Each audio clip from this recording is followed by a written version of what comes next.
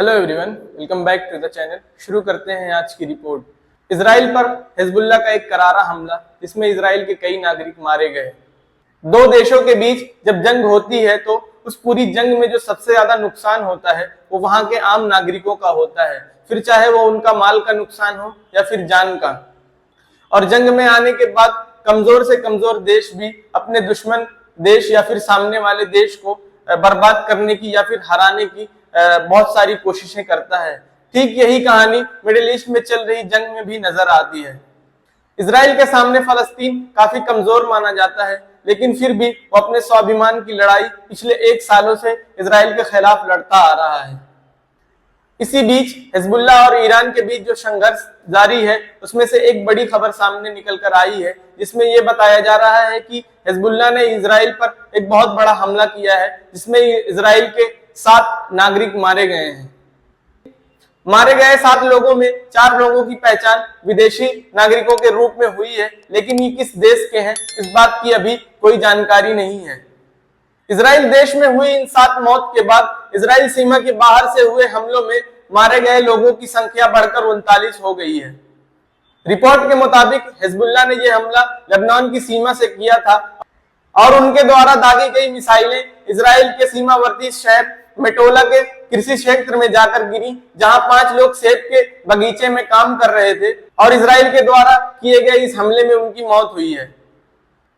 Hezbollah ने उसी दिन यानी 30 अक्टूबर को इजराइल पर लगभग 40 मिसाइलें छोड़ी थी। इजराइल में जब ये 5 लोग मारे गए तो उसी समय इजराइल के अन्य क्षेत्र में एक माँ और बेटे अपने जैतून के बगीचे में काम कर रहे थे और वो माँ बेटे भी हिजबुल्लाह के हमलों की चपेट में आने के बाद अपनी जान को गंवा बैठे।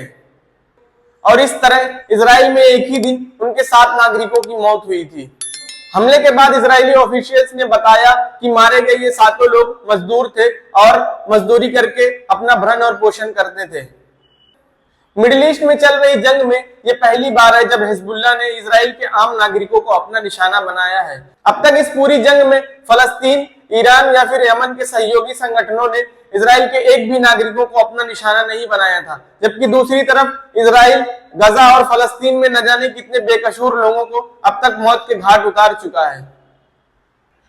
हिजबुल्लाह के द्वारा किए गए इस हमले के बाद विश्व के लोगों ने काफी गंभीर चिंता जताई है और उनका मानना है कि ये पहली बार है जब इजराइल के खिलाफ लड़ रही ताकतों ने इजराइल के आम नागरिकों को निशाना बनाया है, जो बहुत ही गौर करने वाली बात है। और हिजबुल्लाह के द्वारा किया गया ये हमला अपने आप में एक साफ संकेत दे रहा है कि ये मिडिल ईस्ट में चल रही ये जंग अपने सबसे खतरनाक मोड़ पर पहुंच चुकी है।